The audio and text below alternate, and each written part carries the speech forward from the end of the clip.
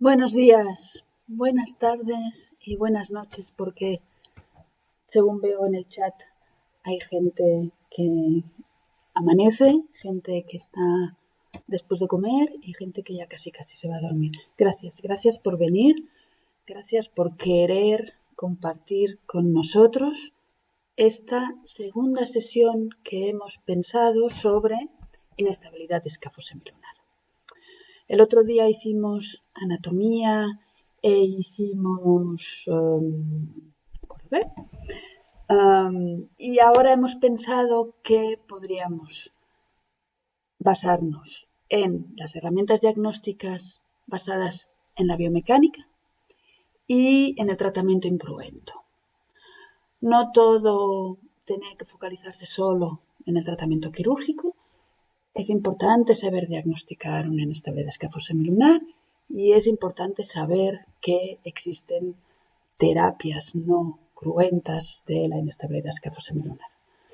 Tal como dije el otro día, hemos pensado que era bueno hacerlo por YouTube. ¿Por qué? Pues por dos motivos básicos. Primero, porque quedará grabado, con lo cual los que no hayáis podido ver la sesión o los que queráis volver a verla, podéis acceder de nuevo al canal y verla. Y segundo, porque estáis allí y nos podemos interrelacionar y podemos comunicarnos. Y de hecho, el otro día tuve problemas técnicos y no pude responder a todas las preguntas. Y hoy espero que podamos responderlas todas y luego los animamos a preguntar todas las dudas que se os generen después de ver la charla o que no estén relacionadas con la charla, pero que queráis responderlas. Como habéis podido ver en la presentación de la sesión, hoy estoy muy bien acompañada y en el momento de responder a las respuestas del chat podremos gozar de la sabiduría sobre el tema de el doctor Marc García Elías, el doctor Alex Lluch, el doctor Guillem Salvà, que son grandes expertos y estudiosos del tema y que nos resolverán muchas dudas. Bueno, una vez presentada la sesión, si os parece, vamos a ello. Y hablaremos de inestabilidad de escafo semilunar, de biomecánica carpiana y de la articulación escafo semilunar, de herramientas diagnósticas y de tratamiento incruento de la inestabilidad escafo semilunar. Y para esta sesión intentaré, como el otro día, transmitir lo mejor posible todo lo que me han enseñado y aprendido de todos y cada uno de mis amigos y equipo de trabajo durante nuestras tardes en el Laboratorio de Biomecánica de la Universidad de Barcelona. Gracias a todos por todo y vamos, seguimos. Empecemos con un breve recuerdo anatómico sobre lo que ya vimos en el primer vídeo de la serie que emitimos la semana pasada. Los ligamentos estabilizadores estáticos de la articulación escafo semilunar son los tres componentes del ligamento escafo semilunar dorsal, el dorsal, a saber, el ligamento escafo semilunar dorsal, el ligamento palmar y finalmente la porción membranosa proximal. También estabilizan el espacio escafolunar 5 ligamentos circundantes, llamados secundarios, que son el ligamento escafo trapecial, el ligamento escafo capitate, que solidarizan ambos el escafoides a la hilera distal del carpo, el ligamento radiocapitate, que aunque no se inserta en el escafoides, le sirve de fulcro en sus movimientos de flexoextensión, el ligamento radiopiramidal dorsal y el ligamento intercarpiano dorsal. Y finalmente, últimamente se le da valor al poder estabilizador del dorsal capsular septum, que es este septo también llamado DCSS, que ancla la cápsula dorsal a la porción dorsal del ligamento escafo semilunar y el ligamento intercarpiano dorsal.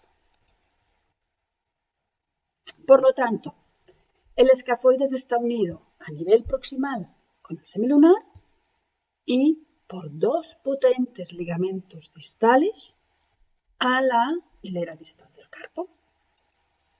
Ello conlleva que, cuando el ligamento escafo semilunar sea incompetente, el escafoides pasará a funcionar como un hueso de la hilera distal del carpo al que él se haya unido. Este concepto es importante como herramienta diagnóstica. Si a este paciente con una lesión completa del ligamento escafo semilunar le aplicamos tracción sobre el carpo, pondremos claramente en evidencia la desconexión escafolunar gracias a la migración distal del escafoides que sigue unido a la hilera distal del carpo. Por otro lado, si el escafoides se halla desconectado del semilunar a nivel proximal, pero bien insertado a la segunda hilera del carpo por unos ligamentos mediocarpianos competentes, durante los movimientos de la muñeca, el escafoide se moverá junto a la hilera distal del carpo. Este concepto también nos será útil como herramienta diagnóstica. Veámoslo. En este vídeo vemos perfectamente que el escafoides se mueve junto a la hilera distal del carpo, mientras que semilunar y piramidal casi no se mueven al estar desconectados del escafoides. Hablemos de cinemática. Veamos cómo se mueve el carpo sin lesiones ligamentosas, cómo pasa a moverse cuando el ligamento escafolunar es incompetente y cómo podemos aplicar la cinemática carpiana al diagnóstico de la incompetencia del ligamento escafolunar. Veamos de entrada la cinemática del carpo normal sin ninguna lesión ligamentosa durante las inclinaciones y la flexoextensión de la muñeca. Durante las inclinaciones laterales de la muñeca con un carpo sano, en inclinación cubital, el escafoides se extiende arrastrado por los ligamentos que lo unen a la hilera distal del carpo y arrastra a toda la hilera proximal del carpo en extensión, mientras que en inclinación radial de la muñeca, el escafoides se flexiona para adaptarse al poco espacio que le queda entre el radio y la hilera distal y arrastra consigo a toda la hilera proximal del carpo en flexión. Aquí pueden ustedes verlo muy bien. La flexoextensión del escafoides y de toda la primera hilera del carpo asociada de forma automática a la inclinación radial y a la inclinación cubital de la muñeca. Esta flexoextensión de la primera hilera del carpo, asociada de forma automática a las inclinaciones de la muñeca, es la que utilizaremos para hacer el Watson Test. Cuando sospechemos una lesión del ligamento escafo semilunar dorsal, manteniendo el antebrazo del paciente en pronación, inclinaremos su muñeca a cubital. Hallaremos y presionaremos sobre el tubérculo distal del escafoides que se haya extendido. Manteniendo la presión, inclinaremos la muñeca hacia radial hasta que notemos un resalte en el dorso de la muñeca a nivel del polo proximal del escafoides. El test será positivo si el escafoides que está en flexión se traslada a dorsal sobre la fosa escafoidea del radio y recupera su posición cuando dejemos de presionar sobre él. Ya hemos visto antes que la desconexión escafosemilunar se evidencia claramente con radiología dinámica. porque en esta situación el escafoides es hipermóvil, siguiendo a la hilera distal, mientras que el semilunar tiene una mínima movilidad en el cuadrante bolo-cubital de la foseta del radio. Evidentemente, el TAC 4D es una herramienta diagnóstica, clara y contundente. Sin embargo, no está al abasto de todo el mundo. En cambio, la ecografía sí que lo está. Es barata, fácil de aprender a usar y dinámica. Nosotros aprendimos con las indicaciones del doctor Íñigo Iriarte, que es un especialista en medicina rehabilitadora de Bilbao y que ha publicado diversos libros sobre ecografía musculoesquelética. Este es uno de sus vídeos. Aquí podéis ver lo bien que se ve la traslación dorsal del escafoides al comprimirlo desde volar y cómo el espacio escafosemilunar en este momento ahora se ha colocado, ahora traslada el escafoides de dorsal a volar y ahora se abre el espacio cuando hace las inclinaciones de la muñeca. Es un método incruento, no agresivo, fácil de usar y que solo requiere práctica personal. Veamos ahora la cinemática del carpo sin lesión del ligamento escafosemilunar al flexionar y al extender la muñeca.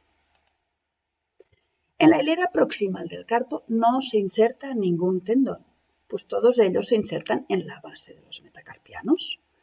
Por ello, la extensión de la muñeca se inicia siempre a nivel de la hilera distal del carpo. Por lo tanto, alrededor de la posición neutra, solo flexoextensiona la articulación mediocarpiana, la hilera distal del carpo, mientras que escafoides y semilunar casi no se mueven. La hilera proximal del carpo no se mueve hasta que se distienden los ligamentos de la articulación mediocarpiana, se comprime esta articulación y empieza el movimiento de la hilera proximal. Y ello ocurre en los últimos grados de movimiento de flexoextensión, como podéis ver en esta secuencia radiológica. Por lo tanto, nos debe saltar una alarma cuando observemos una mala alineación de la primera hilera del carpo en posición neutra de la muñeca. Y entonces deberemos empezar a investigar qué lo origina. Una de sus etiologías es la incompetencia del ligamento escafosemilunar dorsal. En este caso, el escafoides además presentará frecuentemente una malposición en traslación dorsoradial, que combinada a una malposición en supinación intracarpiana dará origen a la diástasis del espacio escafosemilunar. Pero en la evaluación de una inestabilidad escafosemilunar, el gap escafolunar no es lo importante a buscar ni lo que marca la cronología de la lesión o su pronóstico.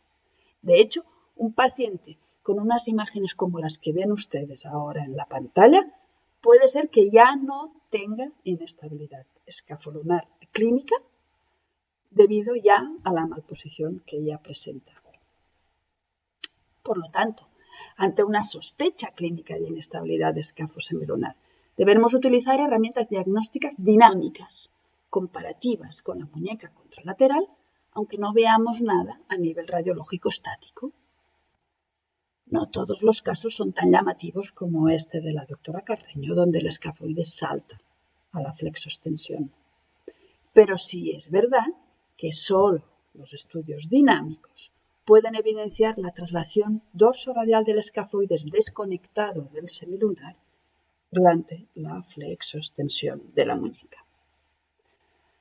Pues cuando el escafoides está desconectado del semilunar, lo que ven ustedes representado aquí con las barras azules, el escafoides se vuelve hipermóvil, mientras que el semilunar pierde movilidad y el escafoides llega a sobrepasar en su movimiento el límite dorsal de la fosa escafoidea. En esta situación, la zona de contacto disminuye y como hay menos superficie de contacto, significa más presión. Por eso, los pacientes tienen dolor dorsoradial con la extensión de la muñeca. Y también por este motivo, algunos pacientes desarrollarán una lesión condral en el polo proximal del escafoides y en el área dorsoradial de la fosa escafoidea que están ustedes viendo ahora en esta artroscopia de un paciente con un SLAC 1. Pero no solo se producen cambios de movilidad y de áreas de contacto a nivel de la primera hilera del carpo y de la articulación radiocarpiana. La articulación escafo-capitate también sufre sobrecargas excesivas debidas a la malposición del escafoides y ellas pueden acarrear una condropatía del polo proximal del capitate. Como vemos en este vídeo de una artroscopia mediocarpiana izquierda, con una lesión completa del ligamento escafolunar a nivel dorsal y volar, que presenta una artropatía del capitate asociada y que deberemos ir a buscar siempre, pues puede condicionar nuestra actitud terapéutica sobre el paciente. Hasta aquí hemos visto cómo se mueve el carpo normal y patológico y cómo podemos aprovechar el conocimiento cinemático para diagnosticar una disociación escafolunar. Hablemos ahora de cinética carpiana. Veamos ahora cómo se comporta el carpo sano cuando en lugar de ser sometido a movimiento es requerido para aguantar una carga. No hace falta que sea una gran carga. Todas las actividades de la vida diaria crean fuerzas de carga axial que se transmiten a través del carpo. Cuando el carpo recibe una carga axial, reacciona no solo comprimiéndose, sino que también rota en pronación intracarpiana. En efecto, al cargar axialmente el carpo, la hilera distal del carpo rota en pronación intracarpiana, el escafoides se coloca en flexión y rota en pronación intracarpiana alrededor del ligamento radioescafocapitate que hemos visto antes. El piramidal se coloca en extensión en supinación y finalmente todo el carpo en bloque se traslada a cubital y a volar. Los huesos carpianos buscan la posición fija más estable para sostener la carga axial, como este armadillo cuando se asusta. ¿Cómo consigue la hilera proximal del carpo soportar la carga, aunque sea grande, sin colapsarse? Pues precisamente gracias a la torsión invertida que adoptan escafoides y piramidal, que retuercen los ligamentos interóseos y que cuanto mayor es la carga soportada, más se retuercen y más compactan la hilera proximal del carpo. Pero si existe una desconexión escafolunar, la hilera proximal del carpo no tendrá la capacidad de compactarse para soportar una carga axial y el carpo se colapsará. Esto es fácilmente identificable bajo control radioscópico, tal como nos demuestra el doctor García Elías en esta diapositiva. Del mismo modo, si escafoides y semilunar están desconectados, la fuerza axial del paciente objetivada con el hammer será anormalmente baja comparada con su extremidad contralateral, pues su carpo no será capaz de compactarse para soportar la carga axial ejercida. ¿Pero por qué no se rompen estos débiles ligamentos interóseos cuando son torsionados? Pues no se rompen gracias a dos conceptos importantísimos: el isodinamismo de los ligamentos carpianos y el control neuromuscular que en ellos se inicia. Dentro del carpo existen otros ligamentos que se tensan cuando el carpo es sometido a una carga y que trabajan en equipo con los interóseos de la hilera proximal retorcidos bajo la carga. Son los ligamentos isodinámicos. Así, cuando el carpo se autoestabiliza bajo la carga axial, rotando la hilera distal del carpo en pronación, se elongan y tensan otros ligamentos que están intentando evitar la pronación excesiva de esta articulación mediocarpiana para que no se vuelva dañina. Son los ligamentos antipronación del carpo y son el escafo capitate, el intercarpiano dorsal, el escafo lunar dorsal, los lunotriquetrales y el radioescafo capitate. Todos ellos forman un conjunto ligamentario que abraza al carpo de forma helicoidal y evitan conjuntamente la pronación excesiva de la hilera distal del carpo bajo la carga axial. El segundo concepto importante a tener en cuenta es que sabemos que los ligamentos isodinámicos antipronadores no son simples cables de unión interósea. Los ligamentos sienten, pues contienen mecanorreceptores en diferentes densidades que veis marcadas aquí con las diferentes cruces. Y como ven ustedes, los ligamentos dorsales contienen muchísimos mecanorreceptores. ¿Y por qué es esto importante? Pues porque todos los mecanorreceptores que se hallan en todos los ligamentos isodinámicos generarán un estímulo propioceptivo simultáneo cuando se tensen bajo la carga axial. Así, bajo la carga axial del carpo, cuando la pronación intracarpiana elonga y tensa los ligamentos isodinámicos, se inician un conjunto de estímulos eléctricos aferentes hacia la médula espinal, incluso aunque alguno de ellos se haya roto y por lo tanto no sufra ni elongación ni tensión y no pueda generar este reflejo, este estímulo aferente. Estos estímulos aferentes darán origen a un reflejo corto ligamento muscular que provocará la contracción rápida de los músculos que pueden contrarrestar la pronación intracarpiana e inhibirán los músculos que facilitarían la pronación de la hilera distal del carpo. ¿Y cuáles son estos músculos?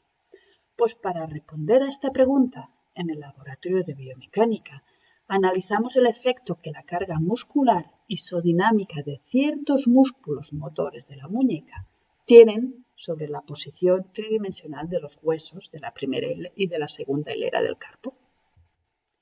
Y nos dimos cuenta de que los músculos no solo provocan flexoextensión y desviación de la muñeca. Al traccionar de los tendones de los músculos extensores de la muñeca, se produce una rotación intracarpiana a través de la articulación mediocarpiana. Decidimos ver la acción sobre la articulación mediocarpiana de estos músculos, valorados de forma individual, y nos dimos cuenta de que la actividad de los músculos abductor pollicis longus y extensor carpi radialis longus conduce a una rotación en supinación de la articulación mediocarpiana, mientras que la actividad del músculo extensor carpi ulnaris induce una rotación de la articulación mediocarpiana en pronación, una rotación interna, una rotación externa. Es por ello que los músculos motores de la muñeca fueron diferenciados en dos grupos: los supinadores, que son el abductor pollicis longus y el extensor carpi radialis longus, y el pronador intracarpiano, que es el extensor carpi ulnaris. ¿Y qué importancia tienen estos hallazgos biomecánicos y esta diferenciación en grupos de los músculos?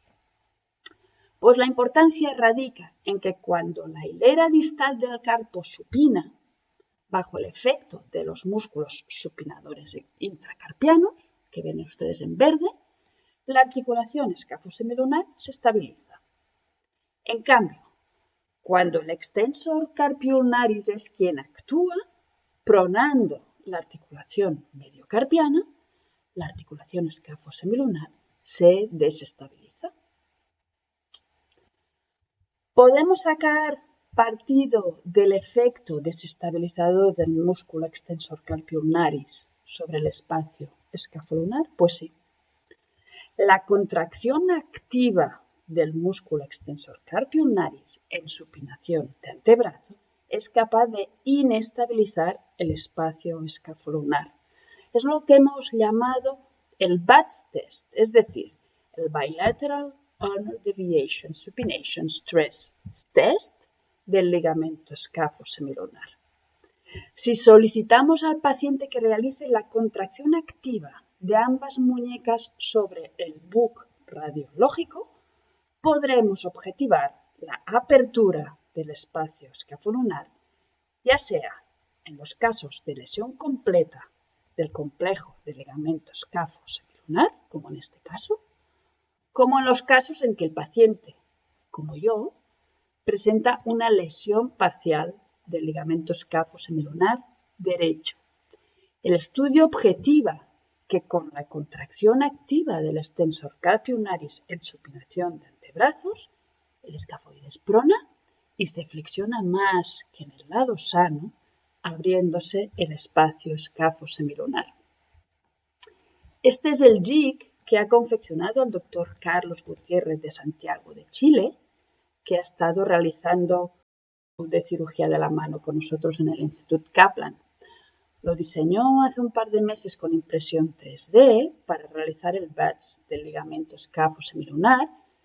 Todavía lo estamos testando, aunque ya estamos a punto de publicar los resultados del batch test que hemos venido acumulando con el anterior sistema que han visto ustedes en las diapositivas previas que confeccionó la doctora Inma Puig.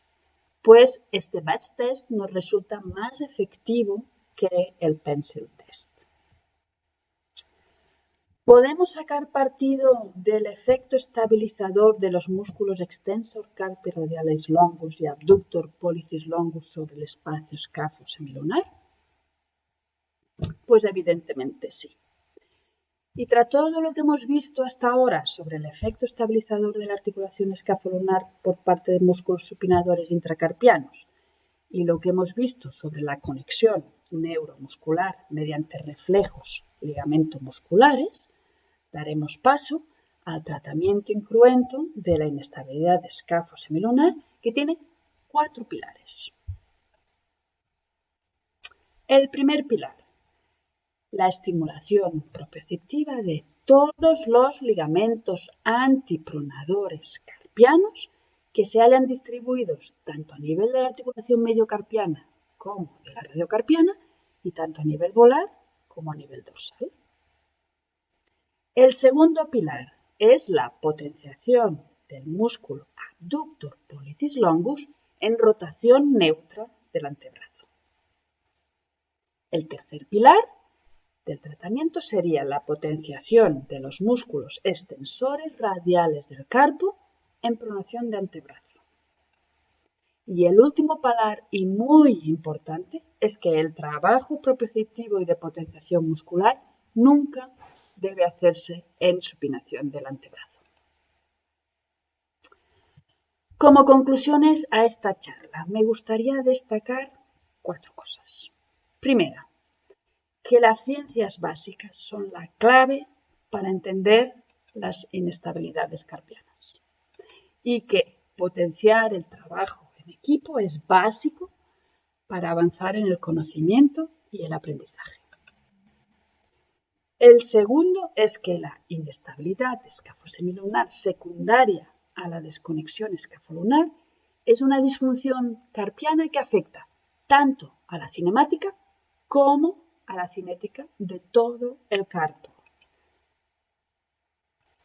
Y que por lo tanto, para diagnosticarla, deberemos usar herramientas diagnósticas dinámicas de estudio de movimiento como son el Watson Test, la cineradiología en movimiento, el TAC 4D en movimiento, la ecografía dinámica o la artroscopia bajo anestesia local, no debiendo olvidar nunca usar también las herramientas dinámicas de estudio de cargas como son la cineradiología bajo carga, el JAMAR para medir la fuerza y el batch test.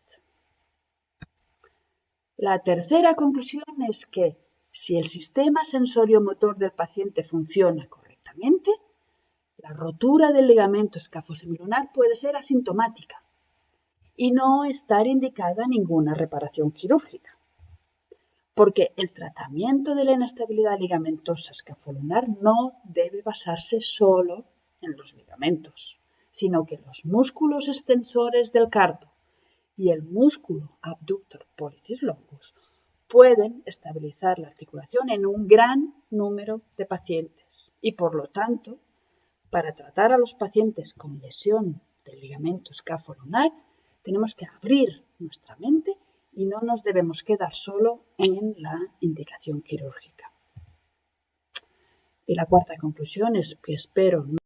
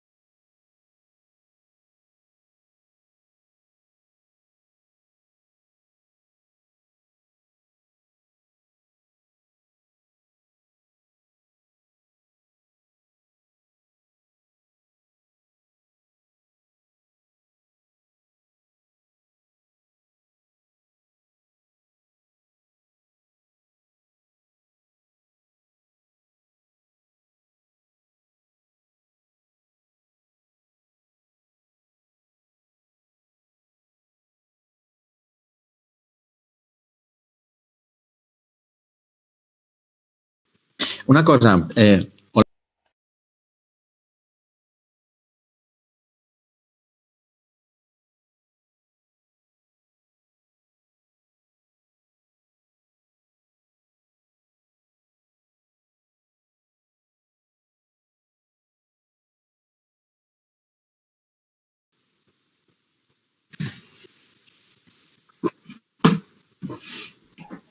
Bueno, ya estamos en la parte donde chatearemos con vosotros.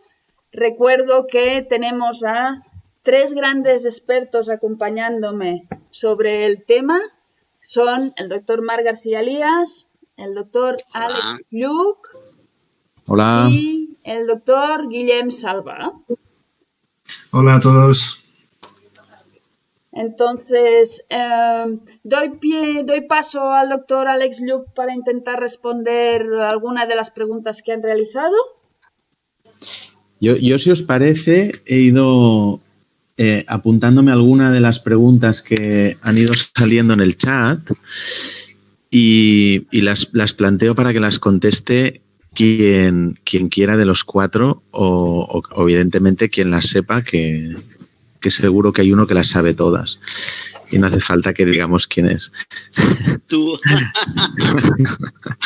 Venga, la primera pregunta que he visto la plantea Álvaro Muratore y él pregunta si cuando tú encuentras en la exploración clínica un test de Watson positivo, ¿esto es siempre indicador de que existe una lesión del ligamento escafolunar dorsal?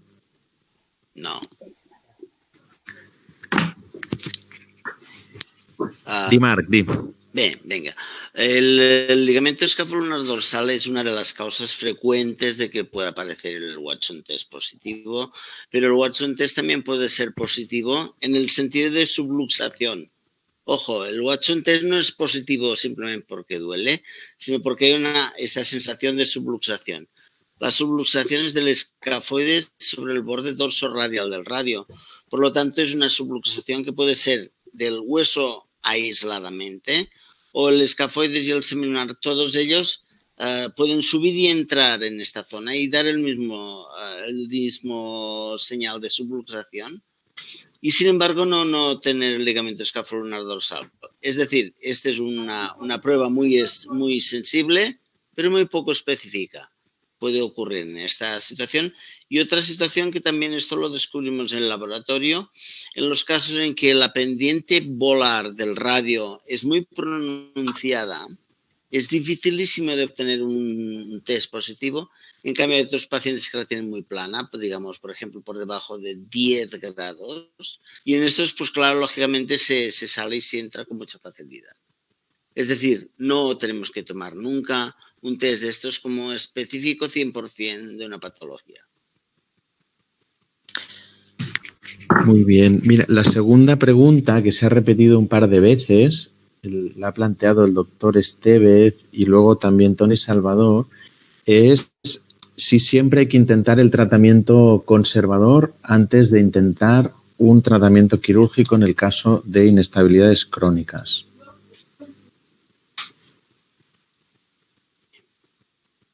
¿Quién quiere contestar? Yo puedo contestar esta pregunta. Yo creo que en todas las patologías que tratamos nosotros siempre tenemos que intentar mejorar los síntomas. Es decir, el objetivo del tratamiento es mejorar los síntomas y mejorar la función de la articulación que está afectada. Y si esto se puede conseguir con medidas conservadoras, es mucho mejor que se tiene que hacer con cirugía. De hecho, yo, por ejemplo, en mi práctica nunca me planteo un tratamiento quirúrgico antes de que haya pasado por tratamiento conservador, que en este tipo de lesiones incluye siempre la inmovilización para disminuir la sinovitis que hay dorsoradial habitualmente asociados a estas inestabilidades, y después de un periodo de inmovilización con la potenciación específica de los músculos, como ha explicado antes Mireia, de los músculos supinadores, en este caso de los extensores radiales y del abductor largo del pulgar. Y esto habitualmente, pues potenciando, es muy difícil hacer una potenciación específica solo de un músculo, sino que habitualmente es por grupos musculares y en este caso el movimiento del dart throwing motion yo creo que es el que define mejor el de la potenciación de los músculos que provocan la extensión y supinación del carpo. No sé si pensáis algo diferente vosotros. Exactamente esto, y no solamente esto, sino que encima yo diría que también es muy importante lo que pasa muy por encima, el hecho de que la potenciación no se debe hacer nunca en supinación. Es aquel efecto de que el cubital posterior en supinación tiene un momento de fuerza muy fuerte y que es casi imposible de compensar con los supinadores, con los músculos supinadores. Y aquí tenemos este problema del léxico de semiología. Cuando hablamos de supinación intracarpiana y la supinación del antebrazo es distinto y entienden lo que quiero. Quisiera que precisamente Mireia, que es una base de su tesis doctoral, nos explicara mejor en qué consiste esto de que algunos movimientos que buscan la supinación intracarpiana se deben hacer sin supinación del antebrazo. A ver, ¿nos lo explicas? Los estudios biomecánicos que han servido de base para mi tesis doctoral demuestran que la rotación del antebrazo influye primero en la colocación de los huesos intracarpianos. Solo por el hecho de rotar el antebrazo, la posición 3D de los huesos ya se modifica. Y segundo, también influye en el efecto de los diferentes músculos sobre el espacio escafolunar.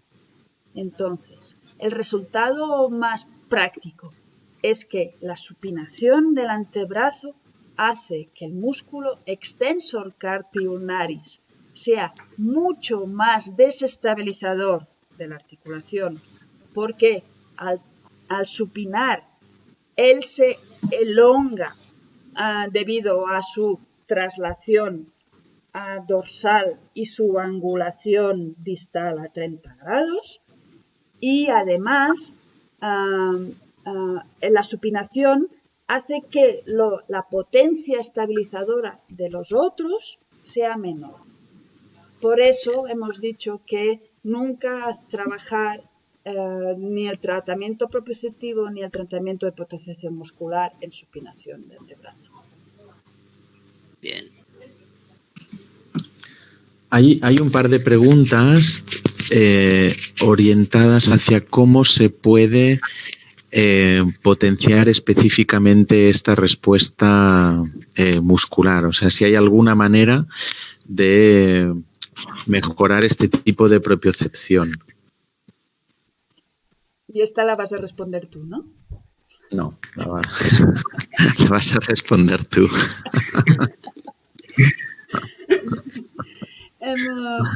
Hemos quedado que el tratamiento debía ser potenciar los ligamentos y potenciar la musculatura.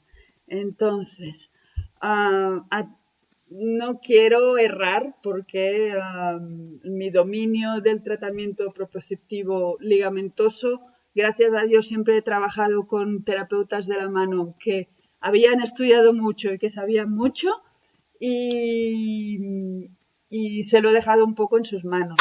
Pero evidentemente influye en el tratamiento, para hacer este tratamiento proprioceptivo ligamentoso, pues le solicitas al paciente que identifique posiciones dentro del espacio, pones en tensión algunos ligamentos y destensas otros, pero realmente yo pienso que hay gente mucho más sabia a nivel de tratamiento rehabilitador que yo a nivel de los ligamentos. Si puedo añadir una cosa, yo diría que los rehabilitadores, probablemente algunos no tienen una concepción biomecánica exacta de lo que están haciendo, pero lo normal es que tú mandas un paciente con una inestabilidad de escáfolo-lunar dinámica a un rehabilitador y mediante unas técnicas de extensión e inclinación radial con contrarresistencia, la verdad es que no vemos al paciente más. Es lo que están en Birmingham haciendo un protocolo de tratamiento rehabilitador de estos pacientes basados en una serie bastante honesta, yo creo, de tratamiento. Y oye, la verdad es que es espectacular los resultados que están notando en esta gente. Las siguientes dos preguntas, un poco por orden. Una es del doctor Angarita y pregunta ¿qué pasa si encuentras una condropatía a nivel de la articulación entre el semilunar y el hueso grande? ¿Hacia dónde tiene que ir el tratamiento? Esta la puedes decir tú, ¿no? En este caso ya no estás tratando una inestabilidad.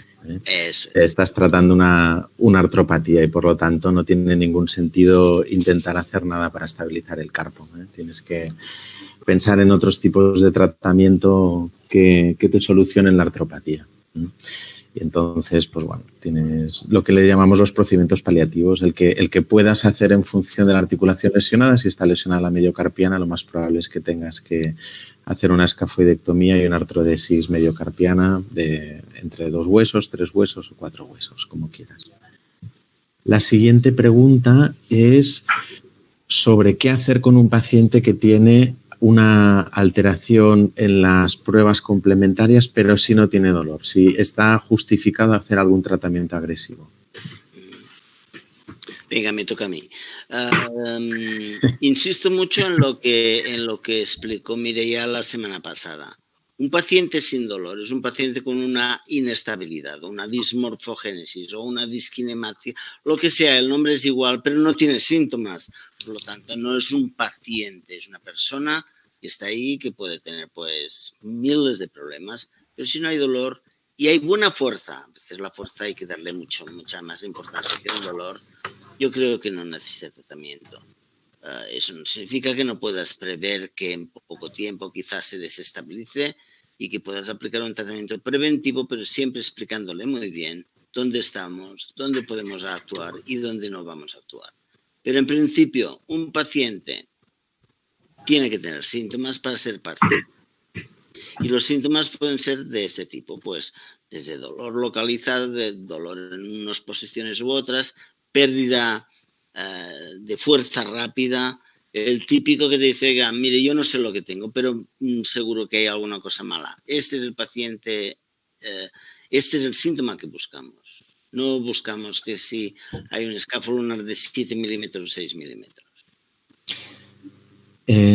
Otra pregunta, que esto yo creo que Mireia lo puede saber mejor, que es si ya se ha empezado a estudiar la validez, aquí pone la especificidad, pero bueno, la validez del instrumento este que se ha diseñado en impresión 3D para conseguir las proyecciones radiológicas que detecten una lesión escafolunar. El artilugio este en 3D es nuevo y recién salido del horno. Nosotros ya llevamos un par de años utilizando el otro que habéis visto, que es la barra, que también es radiolúcida. Este artilugio en 3D de Carlos lo pensó él para intentar evitar que se asociara una extensión demasiada de la muñeca. Y estamos justo empezando a mirar si nos aporta resultados diferentes al otro o no, y si vale la pena hacer el change o con el otro, que es más sencillo, hay suficiente. Vale. Luego, Agustín Perry pregunta, esto es interesante, sobre el Dart Throwing Motion, porque se recomienda utilizarlo solamente en los rangos intermedios del movimiento y no en los extremos, y yo creo que aquí sí que se puede comentar algo. No sé si lo quieres comentar tú, Marc, o sí, no, es importante. Fíjate que el Dart Throwing nosotros lo hemos atribuido siempre la cosa esta de que preserva el movimiento de la hilera proximal del carpo, y esto no es cierto si el ligamento escafolunar está roto. Por lo tanto, si el ligamento escafolunar está roto, el escafoides deja de ser un elemento de la hilera proximal. Lo que decía, y lo hemos visto muy bien, de que en inclinación cubital y flexión es arrastrado potentemente por la hilera distal hacia la extensión hacia el borde dorsoradial del radio. Por lo tanto, es esto lo que no queremos. El Dart Throwing se tiene que mirar en la parte central, porque en este sentido, lógicamente en esta posición de flexión e inclinación cubital, nos va a romper en el seguro todo lo que estamos haciendo. En la otra dirección, de neutro a inclinación radial eficaz, tampoco sería muy bueno si es que, aparte del ligamento escafolunar, hubiera más un problema más multidireccional. En este caso, luego podrías incluso lograr tener problemas de condropatías dorsoradiales. En resumen, y para no complicar la cosa, yo diría que hay que hacer estos movimientos, pero movimientos contra resistencia, es decir, desde un punto de vista isométrico. Extensión e inclinación cubital, contra resistencia. O de otras maneras, pero en fin, básicamente es esto. Es movimiento isométrico, no deja de ser movimiento de algún modo. Esto es importante, que el concepto este de que en el drag throwing no se mueve para nada la hilera proximal, no siempre es así. En los extremos del movimiento siempre, y cuando hay una lesión escafolunar, pues el escafoides desde luego que se mueve un montón en el Dart Throwing. Fernando del Canto pregunta que cuál es la posición en cuanto a la rotación del antebrazo en la que es más correcto hacer el test de Watson. Más que nada porque se ha comentado que se tiene que hacer en pronación, si es mejor hacerlo en pronosupinación neutra o cómo es mejor hacerlo. Yo he comentado que se hace en pronación, sí. Básicamente porque es mucho más cómodo. Tienes al paciente de cara, tienes su antebrazo de cara, y sí que es verdad que la pronación te influye en la posición de los huesos carpianos, tales como he dicho antes, pero te da mucho más, pienso, acceso a poder hacer bien un Watson. En todo caso, yo lo que diría es que no hay que hacerlo nunca en supinación. Exacto. Ya está. Que si lo haces en pronación o en cierto grado de pronación o en pronación neutra, en pronosupinación neutra, no sé si hay mucha diferencia, pero en supinación. Esther Junyent de Figueras pregunta ¿qué hay que hacer cuando, además de una lesión escafolunar, hay una lesión de los ligamentos que tiene el escafoides y que lo conectan a la hilera distal? Bien. Es una pregunta complicada. Esto significa que el estabilizador primario, en este caso, que es el ligamento escafolunar, está roto, y que los secundarios, el escafo trapezoideo y el escafo cavitáteo también. Entonces, esto lo que hace es que haya lo que se llama una subluxación rotatoria del escafoides, que se prona y se flexiona.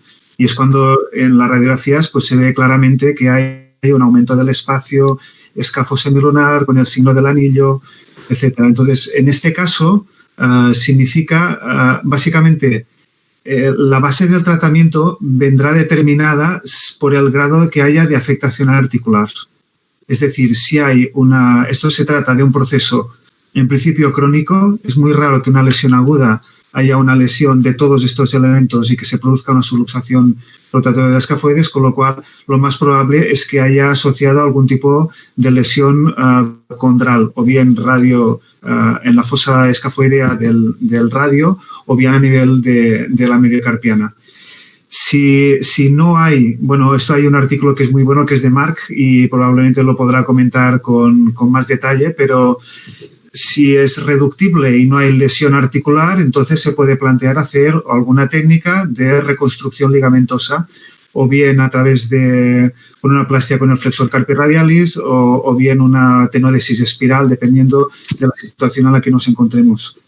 Pero si no es reductible, estas técnicas probablemente tienen una eficacia limitada, sobre todo para reducir la alineación del escafoides, no tanto probablemente como para mejorar los síntomas, pero si hay afectación articular, entonces el planteamiento es completamente diferente y no tiene cabida el hacer una reconstrucción ligamentosa. Y ya sería pues haciendo pues artrodesis parciales o resección de la hilera proximal del carpo, etcétera. No sé si Marc o Alex, Mireia, si pensáis lo mismo. Hombre, yo opino exactamente así. O sea, para mí es esencial. Este es el caso auténtico de inestabilidad. La inestabilidad es aquella grieta en un edificio que está a punto de caer y que puedes prever que se va a caer el edificio y se va a destrozar todo. Lo puedes prever, pero lo tienes que tratar. En cambio, cuando ya la inestabilidad ya no está ahí o que ya está todo colapsado, el carpo vuelve a ser estable. Lo que pasa es que es rígido, artrósico, SLAC 1, SLAC 2, SLAC 3, todo esto ya estamos hablando de otra patología. Una disfunción carpiana es una cosa y otra cosa es la real inestabilidad. La inestabilidad es este caso, que está a punto de caerse y ahí sí es reductible sobre todo. Y el semilunar está en su lugar. Hay que ir a por ella y son los casos que las tenoplastias están indicadas. La siguiente pregunta yo creo que tiene mucho sentido, pero no sé si siempre es aplicable, que es cuando empezamos a hacer exploraciones complementarias en estudio radiográfico, ¿qué estudios y en qué orden habría que hacerlos? Vale. Esta es para tú.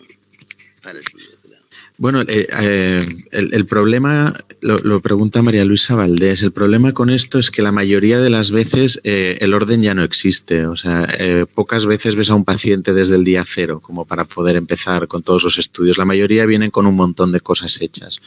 Pero lo lógico es ir de lo básico en adelante, ¿no? Y de lo menos invasivo en adelante. O sea, que los estudios radiográficos probablemente es lo primero. La ecografía, si tienes posibilidad y experiencia en hacerlo, que además de dinámico es fácilmente comparativo, ¿no?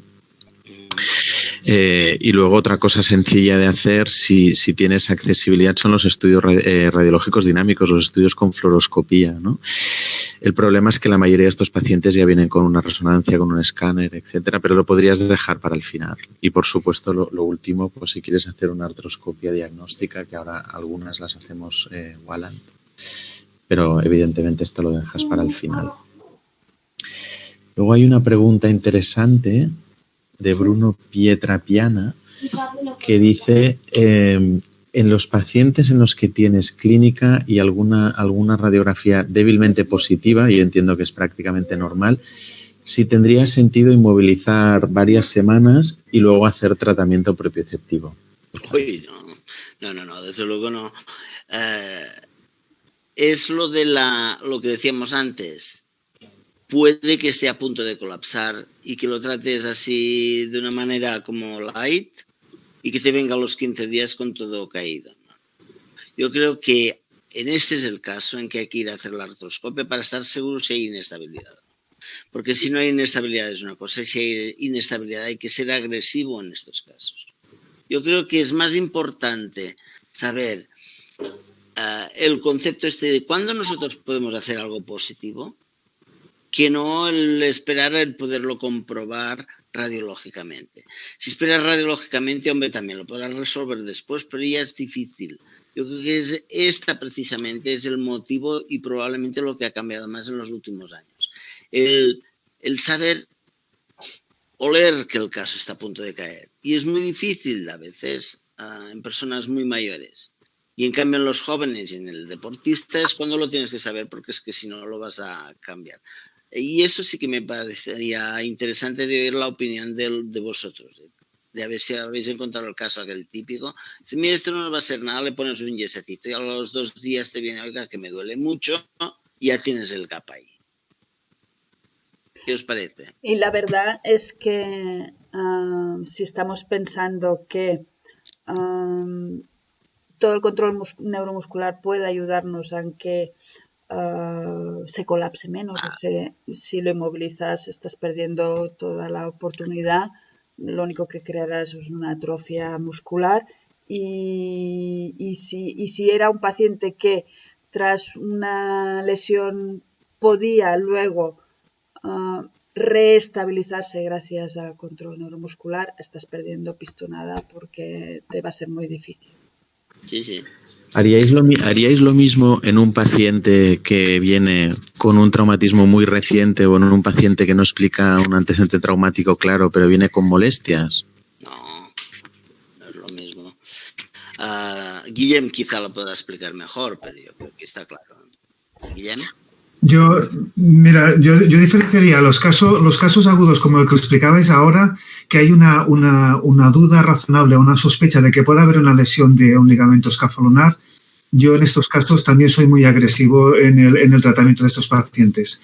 El problema habitualmente viene del paciente subagudo crónico, que es frecuente verlos en las consultas, de lesiones que han pasado desapercibidas o pacientes que acuden a la consulta con un dolor crónico de meses o a veces años de evolución, con dolor muy sugestivo de que sea escafolunar, y en cambio se hacen las pruebas complementarias o por exploración y no se puede verificar que realmente haya una lesión por lo menos completa del ligamento escafolunar. Entonces, yo creo que en las lesiones agudas el tratamiento por el que opto yo habitualmente es el quirúrgico, y en cambio en estas lesiones subagudas o crónicas, dependiendo de la exploración, lo que hago sí que es inmovilizar para bajar sobre todo la inflamación en esta sinovitis que hay en la zona escafolunar dorsal, y después haciendo una potenciación muscular y demás. Y yo creo que en pocos de estos casos crónicos acaban con una cirugía, sobre todo cuando la radiología simple se ven todos los huesos que están bien alineados y no hay una alteración en la alineación de los huesos carpianos, y que en el resto de pruebas complementarias que habitualmente traen de resonancia, ataque y demás, tampoco se ven grandes alteraciones. Y en estos casos normalmente opto por el tratamiento conservador. Bueno, pero esto también es parecido a lo que siempre discutimos en las fracturas de la esteroides cubital. ¿Hay que tratar una fractura de esteroides cubital? No, nunca, no hay que tratarla, solo hay que tratar la inestabilidad que puede estar presente si ves una fractura de esteroides cubital. Es decir, el objetivo no es tratar aquello que ves, el objetivo es tratar la consecuencia de aquello que ves, si es que existe. ¿Cuántas fracturas de esteroides cubital pasan desapercibidas sin inestabilidad? Están ahí toda su vida. Por lo mismo en el escafolunar, yo diría, ¿no? ¿Alex? Sí, estoy de acuerdo. Y con lo que ha dicho Guillem también, que hay escenarios diferentes, ¿no? Que no se puede poner a todos los pacientes en el mismo saco. Aquí hay 2 preguntas que son interesantes. Estamos hablando de potenciar todo el sistema neuromuscular, pero Ignacio del Grosso dice si tenemos alguna manera de saber si ese sistema neuromuscular que vamos a intentar potenciar funciona o no funciona, o sea, si está indemne o no está indemne. Antes de empezar el tratamiento, esta es una, y relacionada con esta, de alguna manera, es si el hecho de que la musculatura ayude a la estabilización dinámica podría explicar que haya alguna tendinopatía de la musculatura que está intentando compensar alguna lesión ligamentosa intracarpiana. Mireia, ¿qué te parece? Yo a la primera. Ya la segunda va. ¿Cómo podemos saberlo? Pues a priori, si el paciente no tiene una neuropatía periférica o del radial o del mediano, que son los nervios que inervan los ligamentos carpianos. Si el paciente no tiene un abordaje quirúrgico o no le han hecho una neurectomía del interóseo posterior. Si no le han hecho una capsulotomía de grandes dimensiones dorsales. Y si el sistema neuromuscular tiene que funcionar. Y lo notaremos porque realmente a las 2 semanas el paciente se encontrará mejor. Evidentemente, si el paciente lleva una ligamentoplastia reconstructiva que no tiene mecanorreceptores, si de alguna forma pueden haber dañado previamente el sistema nervioso periférico que inerva los ligamentos, es muy difícil que el control neuromuscular funcione, al menos de los ligamentos que están denervados, ¿eh? Si realmente el resto siguen inervados y tienen capacidad y potencia estabilizadora, algo puede mejorar. Y a mí me toca la segunda, ¿eh? Esta es difícil en el sentido conceptual. Mira, siempre el cuerpo humano intenta actuar muscularmente para evitar aquello que el cerebro ha interpretado como malo, ¿no? En este sentido, por ejemplo, imaginemos que tenemos una muñeca con un ganglión escafolunar oculto o tenemos un roce radioescafoide dorsorradial en el carpo. Sabemos que en este caso una caída en extensión o unas extensiones repetidas en extensión van a ser dolorosas. Por lo tanto, el paciente lo que hace es trabajar sobre el cubital anterior a través del pisiforme para llevar la muñeca en una posición que evite el dolor. Y esto, a base de tiempo, puede producir un proceso de estrés crónico en el pisiforme, en lo que se llama la tendinitis, que no es una tendinitis, es una tendinosis del cubital anterior, y tienes una patología anteromedial en la muñeca que sirve simplemente para evitar que aparezca el dolor en el otro lado. ¿Y cómo lo sé? Pues muchas veces en esto pones un poco de inyección anestésica en la parte anterointerna del carpo, eliminas el dolor aquel y luego es cuando te das cuenta que el auténtico dolor, el auténtico problema de este paciente es dorsorradial. Y por eso, beware, que dicen, o sea, vigilar siempre, no dejaros llevar por lo más evidente o lo más fácil de resolver o de mirar. ¿Hay alguna pregunta yendo por orden? Si la edad es un factor para decidir el tipo de tratamiento. Yo creo que es obvio, es uno de los factores, igual que si la persona tiene más o menos necesidades funcionales o si es un trabajador de fuerza o no lo es, o es un factor a tener en cuenta sin duda, sí. La siguiente pregunta es si apoyarían la fisioterapia y durante cuánto tiempo. Esto Guillem lo ha contestado antes. El por qué no hacer la fisioterapia en supinación tiene que ver con el ECU, efectivamente. Esta también. Pedro Jiménez, cuando realizas una plastia escafolunar, ¿qué tendón utilizas teniendo en cuenta la función que tienen o el efecto que tienen sobre el carpo, si es mejor utilizar el extensor carpi radialis longus o el flexor carpi radialis?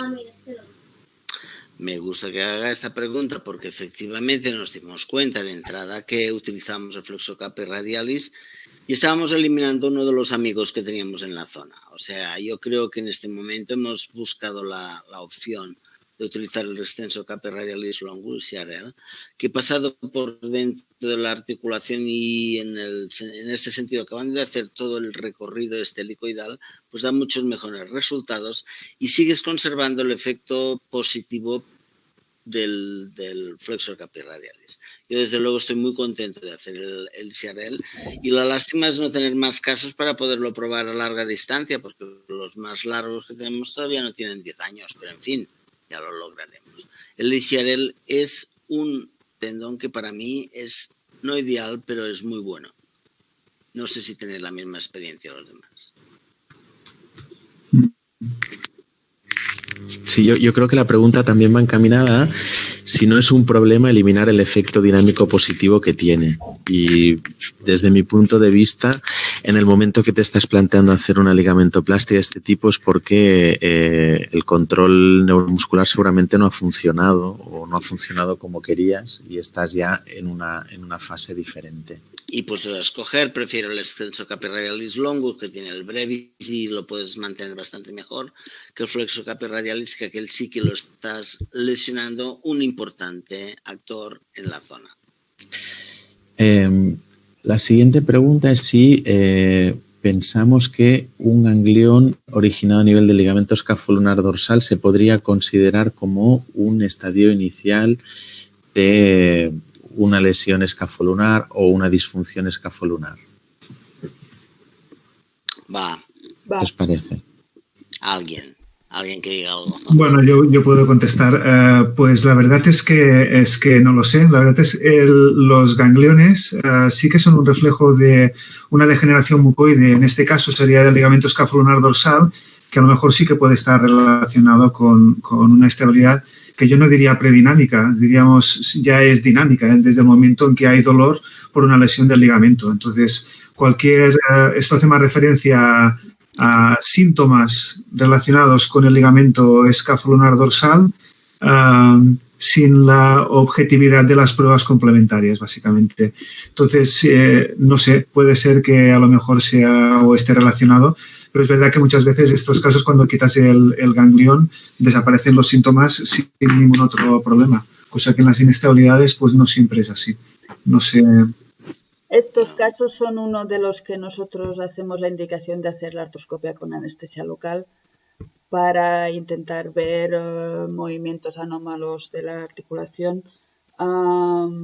No puedo concluir que sí que realmente sea inestable o que traduzcan una predinámica. No he conseguido objetivarlo. Yo creo que no, porque tenemos la experiencia de haber quitado entre todos miles de gangliones y difícilmente acaban desarrollando una inestabilidad escafolunar.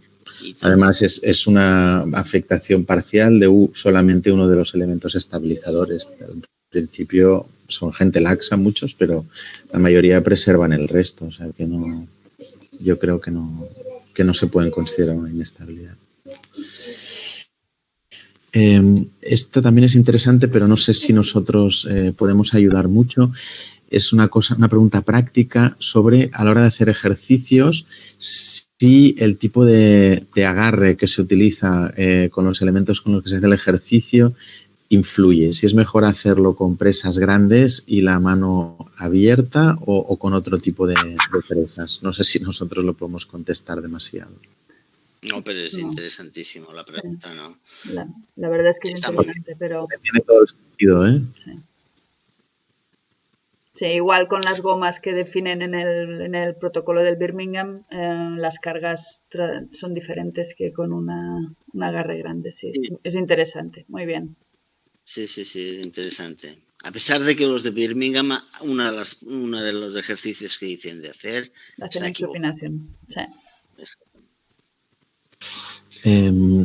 A ver, Xavi Terrades que pregunta si creemos que, bueno, pero esto lo explicó Mireia el otro día también, ¿no? Si la transferencia, la inserción de un extensor de muñeca al escafoides para estas lesiones podría ser una buena solución quirúrgica. No sé si se refiere a la dinadesis o... Sí. Entiendo que sí. Y... Mira, no se puede utilizar la dinadesis en estos casos de inestabilidad. Sea una completa escafolunar, la dinadesis no. La dinadesis, más que nada, es como una especie de artrodesis radioescafosemilunar, pero fibrosa, en el sentido de que estás reduciendo la movilidad del escafoides para potenciar la mediocarpiana, más o menos. Con muchas.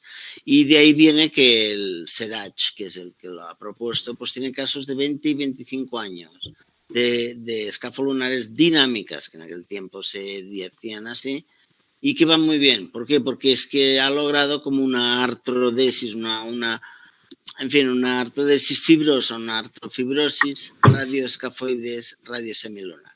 Y en estos casos pues funciona, pero no en una escafolunar completa. Si hay inestabilidad, él mismo ya lo ha descartado. Hay una pregunta, bueno, un comentario, que es que hay muchos países en los que los terapeutas no son terapeutas de mano específicamente y hay que darles unas guías a la hora de hacer la terapia. Y yo te diría, esto lo dice Bruno Pietrapiana, que esto no pasa solamente en algunos países donde no hay terapeutas de mano, en otros donde hay, en según qué centros, como me pasa a mí en según qué sitio, pues tú también lo tienes que guiar. Entonces sí existen algunas cosas que tú puedes explicar incluso a los pacientes de cómo hacer la terapia. Y bueno, hay cosas publicadas sobre esto, lo que explica Mar de los protocolos y hay algún artículo nuestro. Ricardo Kempf de Brasil que comenta que si el enfoque del tratamiento conservador o quirúrgico cambia en los casos en los que hay una lesión crónica con un antecedente traumático claro o sin antecedente traumático, porque él ha visto algunos pacientes con lesiones bilaterales y sin antecedente traumático grave. Probablemente hay patología tipo pseudogota que puede dar unos cambios en ambos carpos y que ambos carpos son diagnosticados falsamente de escafolunares, de traumatismos y no lo son. Esta es una observación. Otra muy frecuente, vamos, como un 25 o un 30% de los casos de necropsias tienen ya un antecedente traumático, un antecedente o no lo tienen y se murieron de otra cosa, y en cambio tienen una gran disociación escafolunar. Esto prueba que aquella disociación escafolunar, con métodos que nosotros no sabemos cómo los está haciendo la naturaleza, se pueden equilibrar perfectamente. Por lo tanto, si tiene un paciente que es obvio que tiene un SLAC 3, pongamos por caso, dice, oiga, yo he tenido una pequeña caída y hasta ahora no me ha dolido. Entonces hay que buscar bien cuál es la causa del dolor actual, que probablemente no es aquel SLAC que ya te llevaba tiempo. En fin. Otra posibilidad, Ricardo, es que sean pacientes que tengan algún tipo de síndrome de hiperlaxitud. También. Sí, porque alguno hay. Y entonces sí hay unos criterios para determinar si tienen algún síndrome. Vale, muy bien. Muy bien. Aquí tenemos otra pregunta. Los estudios dinámicos, yo creo que esto más o menos. También otra sobre fisio.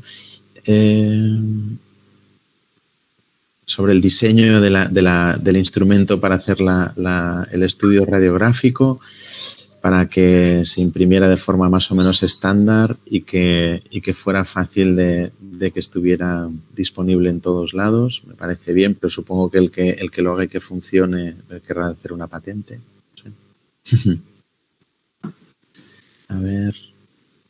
Esta también es interesante, que es qué hacer en un paciente hiperlaxo. ¿En un paciente hiperlaxo? Aparte de pegarte un tiro. No, hombre, no. Primero saber si tiene dolor y el dolor viene de la laxitud, hay que tratarla. Y muy probablemente no será una cosa muy distinta a lo que hemos visto siempre. Los hiperlaxos pueden tener clinks, pero no tienen inestabilidad, tienen una distinesia y una distinemática. Esto es lo que explicó el otro día la Mireia. Podemos darle el nombre que queramos, pero acabaremos que el paciente hiperlaxo tiene un tratamiento distinto, completamente distinto a la lesión ligamentosa. Muy probablemente en el futuro, y esto lo he dicho yo muchas veces, tenemos dos tratados de patología. La patología del carpo hiperlaxo y la patología del carpo traumático normal. Digamos normal con todas las comillas que quieras, ¿eh? Pero ¿qué hacer con un hiperlaxo? Pues estudiarlo bien porque probablemente no tiene una rotura. Tiene un espacio escafolunar más grande, bilateral, etc. Sí, sobre todo tener en cuenta que pacientes diferentes. Xavi Terrades pregunta si la sinovitis en la zona escafolunar o el ganglión oculto puede ser causa de dolor sin inestabilidad. Yo creo que esto lo hemos contestado y la respuesta es que sí. Otra pregunta sobre los pacientes hiperlaxos también. Había otra pregunta aquí en medio que se me ha saltado, yo creo que no tiene respuesta, pero a ver qué os parece, que es cuánto tiempo tarda en colapsarse el carpo y en poder decir que hemos llegado tarde para tratar esa inestabilidad. No tiene respuesta en el sentido de decir una cifra exacta. No la tiene. No. Ángel Ferreres pregunta si creemos que puede estar indicado el tratamiento conservador en pacientes que realizan esfuerzos, o sea, trabajadores de fuerza, o en deportistas de deportes donde se utilicen raquetas o palas. ¿Qué os parece? Yo creo que va un poco en la línea de lo que explicabais Marc y Guillem al principio. Sí. Hoy tan. Guillem. Sí, yo creo que sí, yo creo que sí, ¿no? Todo dependerá de los síntomas que presente el paciente y también de las pruebas, digamos, sobre todo de la radiología simple. Si hay una desalineación en los huesos del carpo, sobre todo del escafoides, o no la hay, pues esto determinará de entrada pues el tratamiento que le puedes aplicar o no dependiendo de los síntomas. Yo, independientemente de a lo que se dediquen, siempre pruebo tratamiento conservador en todos los pacientes. Y hay un porcentaje no despreciable que se quedan asintomáticos. Muchas veces es verdad que no completamente asintomáticos, pero con unos síntomas que les permiten realizar sus actividades de la vida diaria sin demasiados problemas. Pero... Aquí la verdad es que si tenemos en cuenta que cuando lo reparamos quirúrgicamente tampoco se quedan asintomáticos y tienes que poner muy bien en la báscula lo que ofrecerle al paciente y el tratamiento conservador puede funcionar, con lo cual yo pienso que antes tienen que hacerlo, primero porque tienen posibilidades de mejoría y segundo porque si en el postoperatorio inmediato que decides operarlos lo reinician, yo tengo sensación de que los pacientes van mucho mejor. Y tal. Aquí hay una pregunta que va en la misma línea de los gangliones, que es si el ganglión deriva de una microinestabilidad escafolunar, la hace Mariano Obaid. ¿Es necesario operar todos los gangliones escafolunares? Yo creo que aquí hay dos conceptos que son diferentes. Una cosa es que el ganglión se origine de que haya algunas fibras de la cápsula, de los ligamentos, ya sea el escafolunar o el septo, lo que queráis, que sean el sitio de inicio, y la otra muy diferente es que eso sea una inestabilidad. Con lo cual, lo de operar todos los gangliones, yo sigo pensando que depende de la clínica y las ganas de operarse que tenga el paciente, pero no porque esto vaya a degenerar en una inestabilidad escafolunar.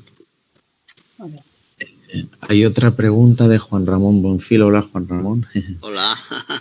En un paciente con estudios de gabinete positivos para inestabilidad escafolunar, pero sin clínica, ¿le hacen algo? Esto lo hemos contestado antes, ¿no? Que es que para considerar que algo es una inestabilidad realmente tiene que tener clínica. El resto son disfunciones que se visualizan en la imagen.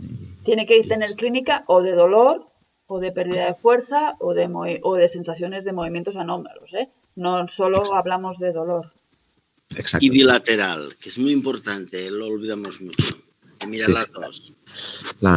Lo de la clínica incluye todo esto. Gustavo Gómez, hola Gustavo.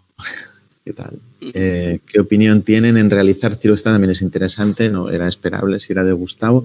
¿Qué opinión tienen en realizar cirugías para estabilizar la articulación escafolunar sin el uso de tendones, con suture tapes o con algún otro tipo de estructuras? Esto sé que se está empezando a hacer, no solo en el escafolunar, sino, pues, por ejemplo, en transescafoperilunares y cosas así, para no poner los Kirchners. Yo pienso que es que a priori nosotros cuando lo reparamos tampoco ponemos el suture tape. Entonces, poner solo el suture tape, pues quizás sí, pero no te podemos decir nada, Gustavo, porque no tenemos ningún tipo de experiencia y estamos esperando a que los que lo hacéis nos lo digáis. Ojo. También hay que definir el concepto de alta energía, un traumatismo de alta energía que te viene con una luxación que es obvio que aquel gap se tiene que cerrar, se tiene que inmovilizar, pero que hay mucha lesión capsular, mucha lesión global, a que el paciente no hay que ir con tonterías, a que si conviene le pones un tornillo escafolunar, porque lo que quieres es movilizarlo cuanto antes. Y si para movilizar cuanto antes tienes que hacer una carpectomía proximal, una artrodesis parcial o tienes que poner un tornillo escafolunar, yo este caso de alta energía lo veo clarísimo que no es una escafolunar inestable. Es mucho más y aquí hay que hacerlo lo que sea. Y lo que sea tiene que ir encaminado siempre a poderlo movilizar cuanto antes. Porque si no lo movilizas cuanto antes va a ser esto una carrera hacia lo que Paco dice, una distrofia, una algodistrofia iatrogénica, que es mucho tornillo, muchas agujas que no permiten movilizar y que acaba siendo un desastre. Esto no es una inestabilidad, es otro concepto, el de alta energía. En este caso, pues yo diría que yo me permito hacer de todo, que si las férulas estas pequeñas, que si los tornillos, lo que quieras, me da igual, pero entender que no estamos tratando aquí a una escafolunar normal.